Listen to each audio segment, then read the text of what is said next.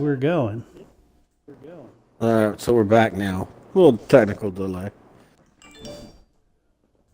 Which I'm not sure you might have purposely done that because that gave you an advantage. That gave me an advantage? How is that?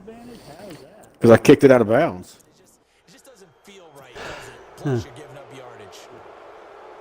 Well, I don't know. I don't know if anybody heard any of your intro when it actually kicked off, so you might want to do that over. Oh, well.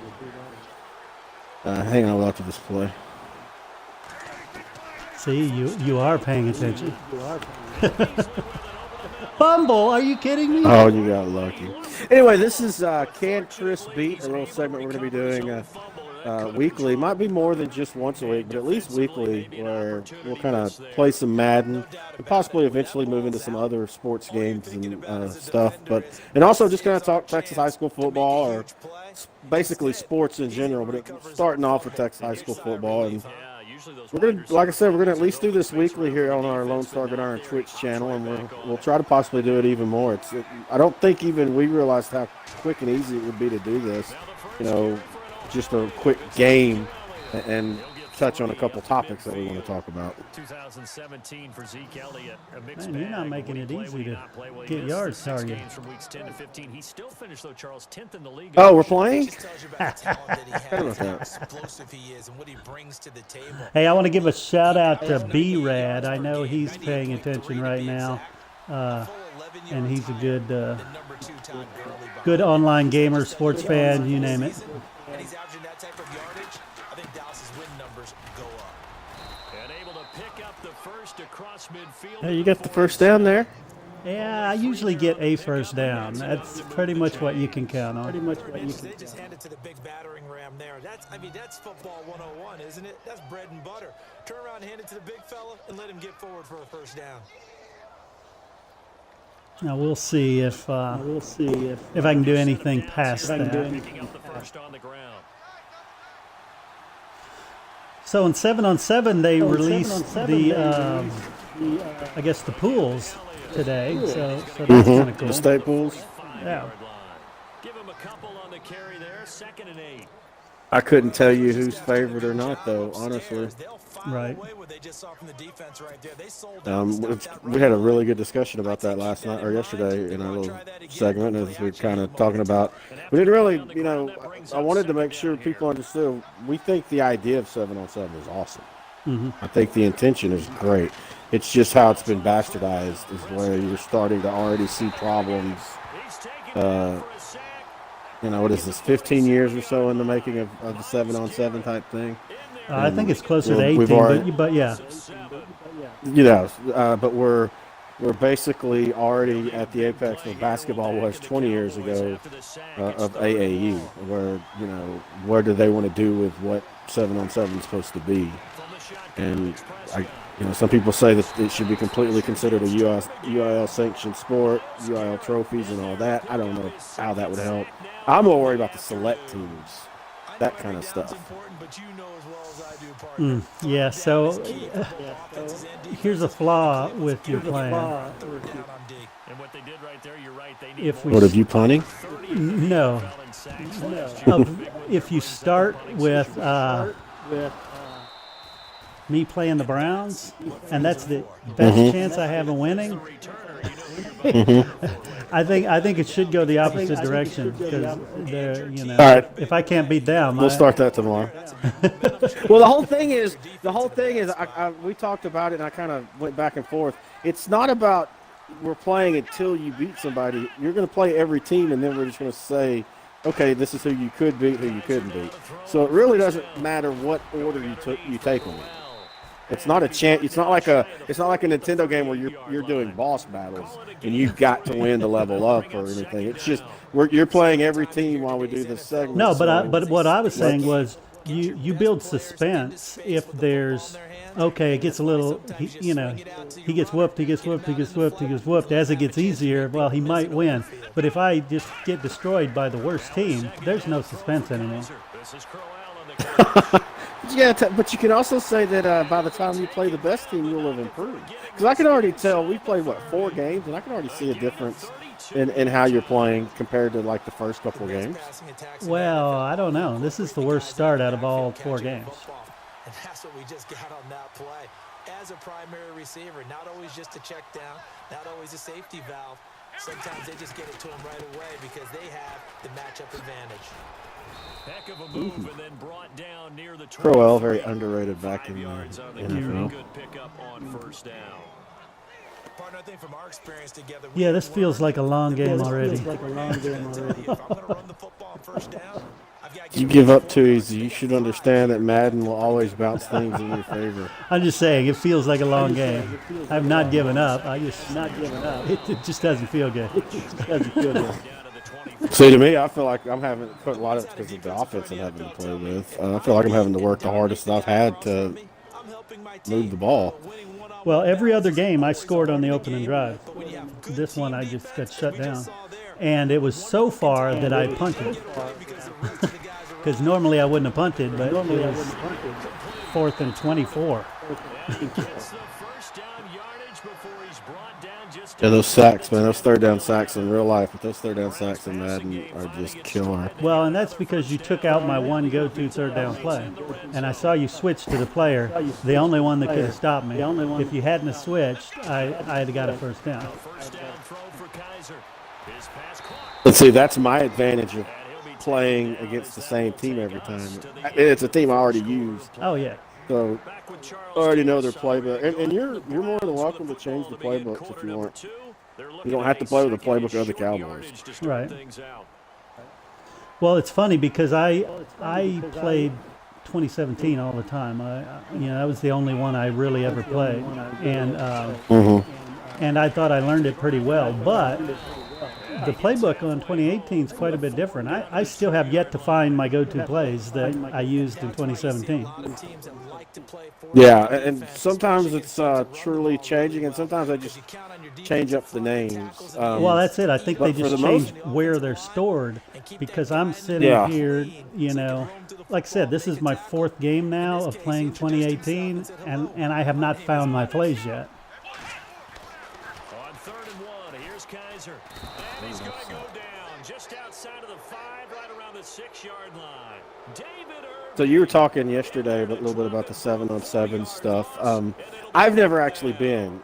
Kind of explain what it's like going to like the state thing. Well, it's kind of cool. I know when we first started going to it, it was only like 64 teams. Now there's 128 teams that show up. And now they have 3 divisions instead of just 2. So they've got so many more teams there. And it's a great opportunity to see these athletes from around the state that you wouldn't normally get to see. Because sorry, I had to remember how to kneel the ball. Because if you live in the DFW area, you're not going to see some people down in the Rio Grande Valley or East Texas, West Texas folks. So that's kind of a cool feature about it is you get to watch them up close and see, okay, they are pretty good.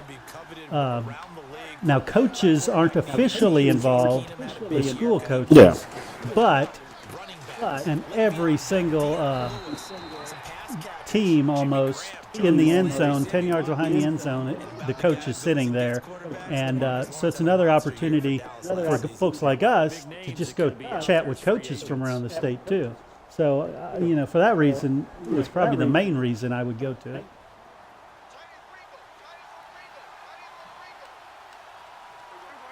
Big play right here. No, there's no big plays. Oh, and then he runs right into his own people. Nice game, though. Actually, they're working with 3rd down for you. Killing me. Killing me, Whitey. You're killing me. You control the clock, you control the ball, and that way you often control the game. Under 4 to play now. Clock running. 3rd down. Prescott from the gun. Come on. Nice catch by Whitten. Yeah, you went for it. Saw you go for it. The Cowboys have a 1st down. That's why he's going to be a Hall of Famer.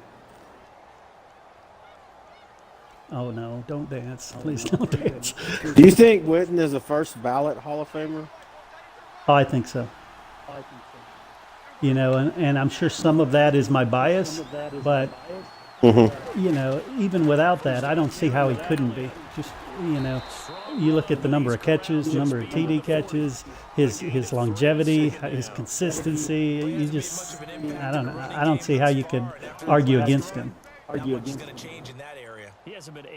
What is your thoughts on the whole in all sports, but really mainly baseball and football, the whole first ballot, fourth ballot, 20th ballot? I mean, do you think that's a little ridiculous? That if you're a Hall of Famer, you're a Hall of Famer? Yeah. Yeah, definitely. I mean, it just feels like it just feels like pandering to get players in when you're having, you know, they start at 40% of the vote, and then 7 votes later they're, you know, 68%, Right. and they just need a few more votes and they get in. Is that really a Hall of Famer? I mean, shouldn't a Hall of Famer be somebody you look at and go, that's one of the greatest players of all time?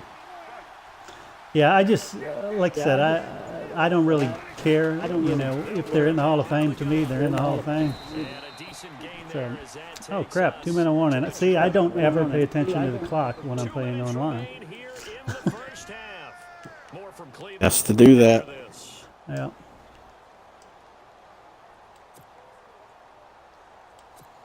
But the reason I asked that, because if you look back at like that, let's say that 2007 Cowboy team, you already got Owens that's in the Hall of Fame. DeMarcus Ware is going to be in the Hall of Fame. Witten's going to be in the Hall of Fame. Romo's a very fringe, but will get a lot of consideration and be a finalist. I can almost guarantee you a few times. And that team, I mean, their identity was 1 year of 13-3, and then a bunch of 8-8s. Yeah. I mean, it just goes to show you that, you know, Hall of Fame is subjective, but just because you have a new nice move, a few Hall of Famers, it doesn't mean you have a team. Right.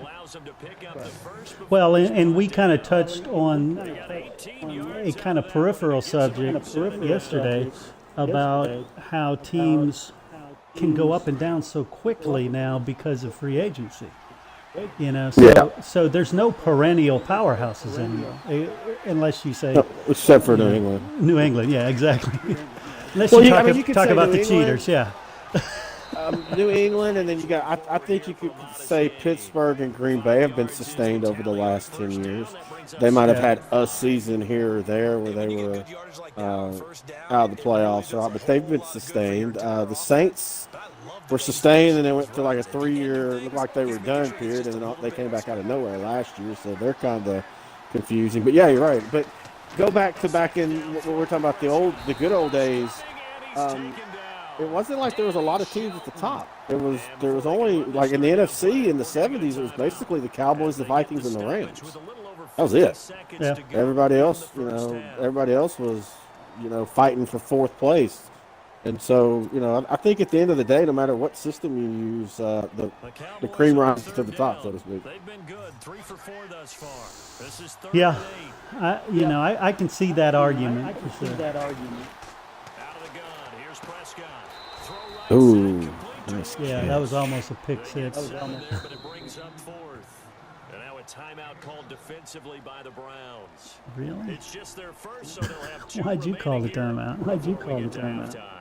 Because if you kick a field goal here, I'll have 45 seconds to do something. Oh, you poot head. Yeah, darn me playing football by using football strategy and stuff. I know, right? Next time, I'll try playing Madden Contra style. Are you going to go for it? Look at that. You just talked me out of 3 points. That's fine. That's what this is all about. No, it's really not. I mean, you literally, in that whole exchange, conned me out of 3 points. Oh, dude. Did he get it? Dude. Did he get it? And boy, this is going to be close. Dude. I don't think he did. A little short. Dude. offense changes hands here. Let's look back at the Super Bowl February 5th. What a game. I know you were there calling it offensively. Gotta love this game. Impressive on both sides. It certainly was, and let's face it, if you're in Minnesota, it's cold outside, but you talk about the offenses, they heated up in a big way. And how about Nick Foles, the backup quarterback turned MVP, 373 yards, 3 touchdowns, and of course, the big one receiving on the Philly special. Stop. As you and I were talking about off air, it was just a So with everything that what are we on now? Year. How many years has it been since we've done single site? Single site championship. State championships. Yeah. It's probably been. What year will this be? Maybe 4 or 5. I don't know exactly. Is it? I was about to say, is it? I couldn't remember if it was 5 or this would be year 6. But anyway, does it amaze you to hear people still complain about that they don't like the single site? Well, no, I still personally would love them to rotate it between, the peripheral cities, DFW, Houston, and San Antonio. No, I'm not talking about where it goes. I'm just talking about the idea, the whole idea of the single site. Oh well, I don't know that I've heard people complain about that. Oh man, you don't go on the message boards enough then, because that's always brought up about. And sometimes it is because of location and people having to drive and stuff. Mm-hmm. But yeah, I mean, you still have a subset, and some of it can be we can classify it as the get off my lawn type. Still also complain about back when only one team made it. But yeah, there's still a lot of people that would prefer that the games be all over the state. Whenever played, I do miss that. I'll admit I do miss part of that, being at one game, getting the score, that kind of stuff. But I love everything being in one place. Yeah, I get enough of that during the playoffs, where you hear from around the state, and for the championship, like you said, that's gold for someone like me to have 12 games all at one place. That's so convenient. Yep. Well, it's convenient for the average person that might have vacation time with it being so close to Christmas, and and they can't or even want to drive to see the games. They just stay at home and get what I think has been a very improving production value from Fox Sports TV. I think it's a lot better than it was when they first started. I also think it builds the perfect type of fans that I guess for Lone Star Gridiron, because Lone Star Gridiron isn't a regional site. It isn't a class. It covers the whole state, all the regions. So because of that, that's the kind of fans who go to an event like that are the ones who are interested in football from around the state and are across classes. So these are our people. Well, I think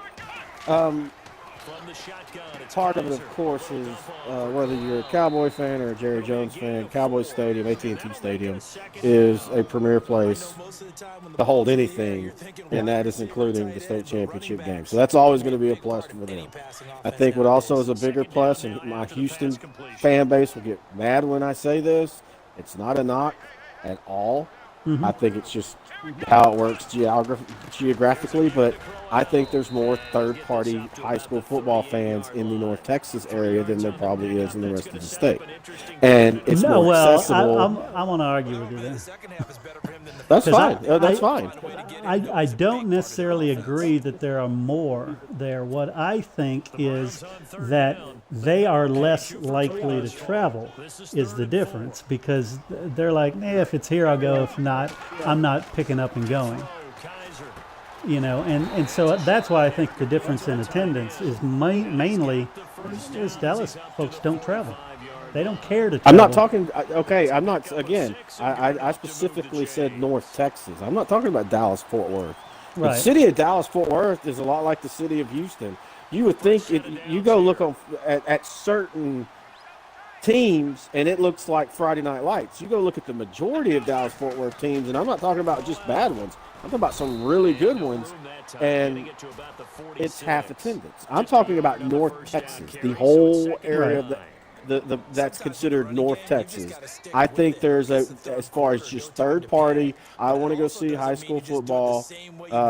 I think there's more in that area than in a lot of the other areas. Not more rabid fans, not more passionate fans. A lot of it's more transplanted fans. Like how so many people from East Texas do end up in the Dallas-Fort Worth area. So when there's so many teams in East Texas making the state championships each year, they're going to go see it. And they went to Houston too, but that was also kind of a down year for pure East Texas team in that state championship. But they're going to travel to see. They're willing to travel to Dallas to see the games. I mean, I don't think it's a knock on anything else. Like I said, a lot of it's just transplant fans more than anything. So what do you consider North Texas? Are you talking Panhandle, or are you talking Panhandle and No, DFW? no. What exactly are you calling North Texas? It's I would call North Texas like from about Tyler through Abilene, and I'm trying to figure out how south I would go. I don't know how south. I guess you could just go right off the bottom of the Dallas-Fort Worth area. Mm-hmm.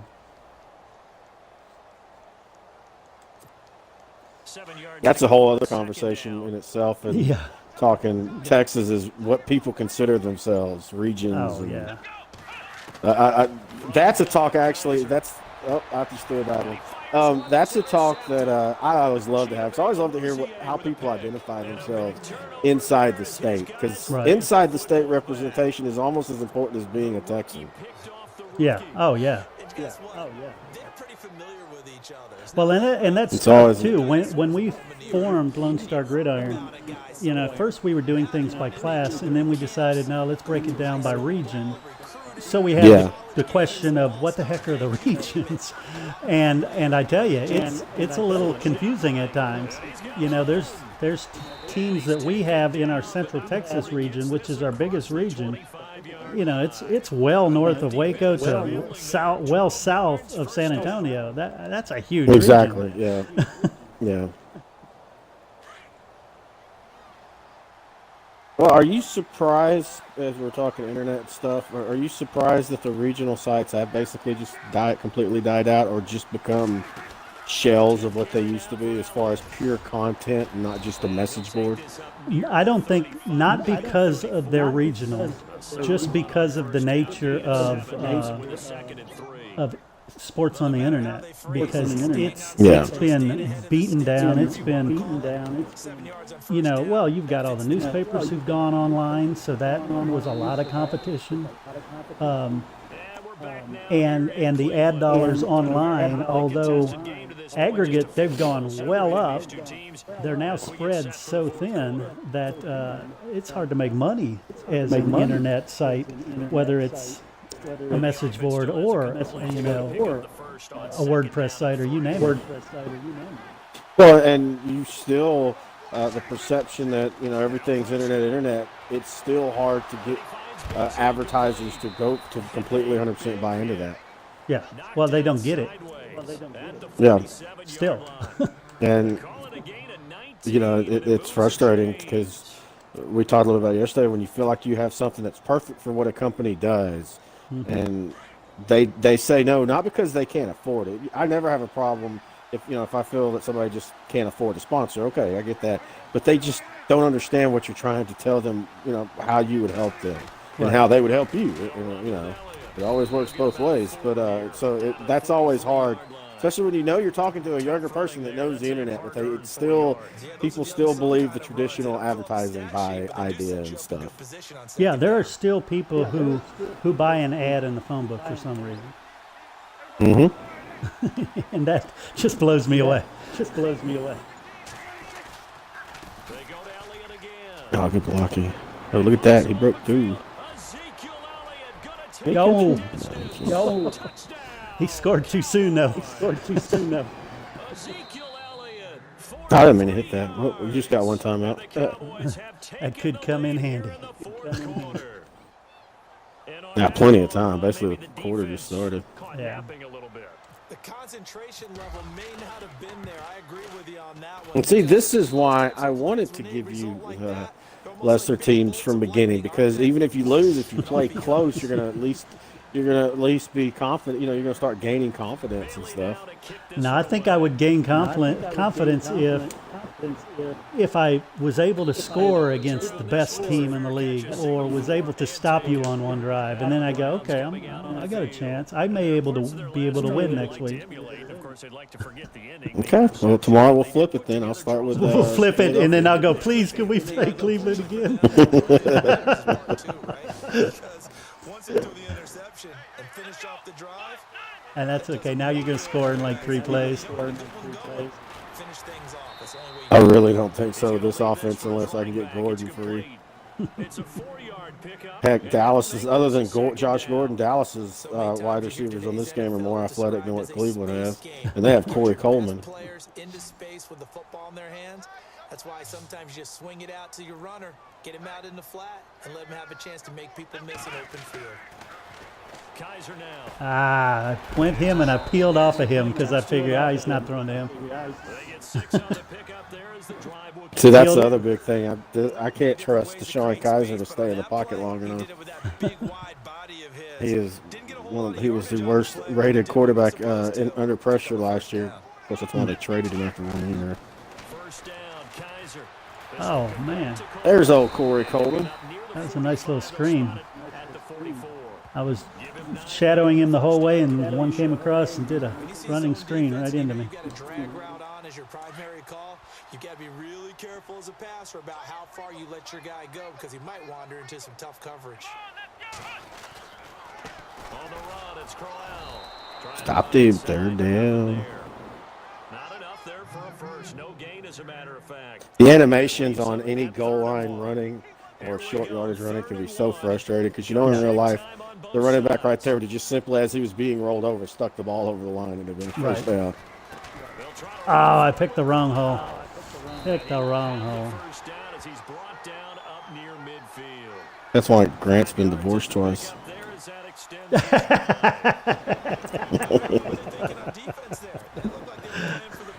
Nice. Nice. Let's see here. Getting into the 2. Oh, no, I'm going to get off in time. Thank you. Defensively, not sure why they were in that set. Yeah, I'd say you should have a few men in the box there. No clue how to run a 2-minute offense with this offense. After this. Oh, well. Well, you've got plenty of time, and all you got to do is score, and you win the game. That's scored a touchdown, field goal. Yeah, but that's all you're going to do. You're not gonna punk out. You're not gonna punk out. I couldn't. I don't think I'd get the ball back with you having Elliott. That's the one thing. It doesn't matter who I'm defending. You're always gonna have the rushing advantage. That's always gonna be the thing that as you get more confident in using it and how to run better, more efficient, it's just gonna be killer. Until I'm at 3rd and 24. Oh, isn't that the Cowboys nowadays? That's literally the Cowboy offense.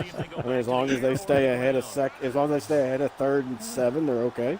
Yeah. And any offense, of course, is always going to be better at less than 3rd and 7. But he dropped it. He did. But Dallas, at least last year, showed that that specifically became an issue for them. They just couldn't get the big play when they needed it. Yeah, this game seems to be one of just don't do anything stupid for as long as possible and then hope for one big play. What, Madden Online? That's exactly what it's become. Yeah.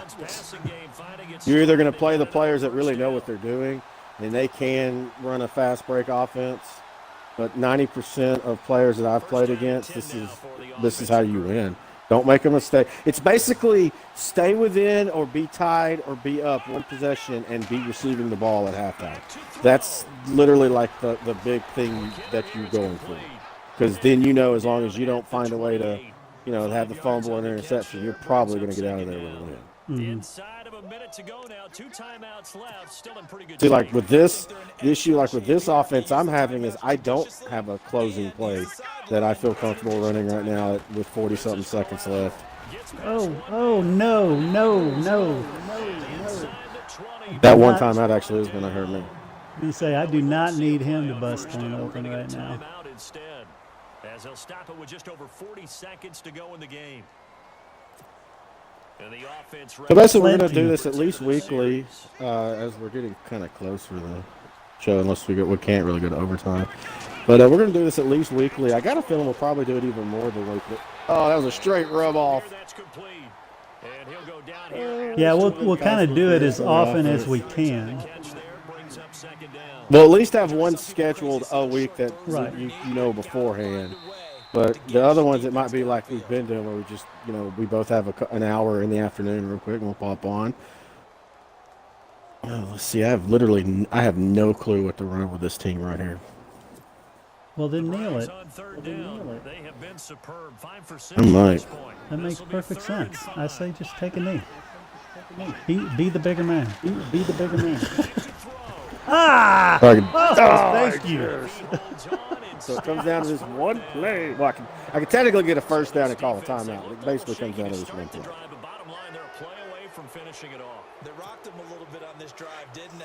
But as you and I both know, it's not how you Stinky start, Pete. it's It's how you all finish. coming down to this. He'll look to throw. And he can't Got it. Look at that. He's taken down. So you can, well, I don't want to jinx it, but you can beat the Browns. So I actually started a little scorecard for you, Out now come the Cowboys. so we can mark that. See, this is why I said play the worst team. I think this is better that you get a win. Well, I sure feel better right now than I have in previous games. One timeout left, and that should be all. Of course, I haven't avoided fumbling yet either. About chicken scratch, not at all. And he'll get this up to the 34-yard line. Elliott's pretty good. I mean, he's fumbled, of course, online. The timeout here. It's been, I don't really remember many times when I'm just trying to, truly run the clock out like this. I mean, there's been a couple where he fumbles, with 3 minutes left. But Yeah. usually when it's just in run to finish the game mode, I can't ever remember a moment where he, squandered a game. Of course, I'm doing dumb things like spinning and juking too. Oh I'll be no! gone. You are kidding me! You are kidding me! I only have 8 seconds, so you're good. And I didn't even spin or juke on that one. I just said no. I'm not doing anything. I just did the reverse. I did the jinx on the kicker right there. Yeah, He never that has was- missed an extra point as that he was goes to win the awesome. Super Bowl here. Oh, doctor, here we go. Get it free and creating something good for your team. Now a desperation throw deep downfield. Whew. And this Now one more Oh, there's play another left. play left. You're killing me. You're killing me. shot at it. Oh, you're gonna make this one entertaining. That's for sure. Throughout his career, he seems to pull it off about every Oh, that is so awesome. Oh no, that's not awesome at all. away from his throwing. Oh, you got this. Makes it a little bit Yeah, yeah, yeah. downfield. One final shot for Kaiser. He's going to let it fly. And this is Look at that. See, you got the win. bounds. So very close to it. One thing I can say, Kaiser has an arm. Boy, he threw that nice. He did. Well, it was. If I'd It have was, had it was entertaining taller right down to receiver, the it'd last be- second. Hail Mary prayers that Would have been interesting. That was just funny how I'm talking about Elliott. That was so perfect. Yeah. Oh gosh. Got my All right, heart man. rate Well, going. got you the win. Look at that. All right. Well, don't forget to go to LoneStarGridiron.com. Check out all the high school football stuff.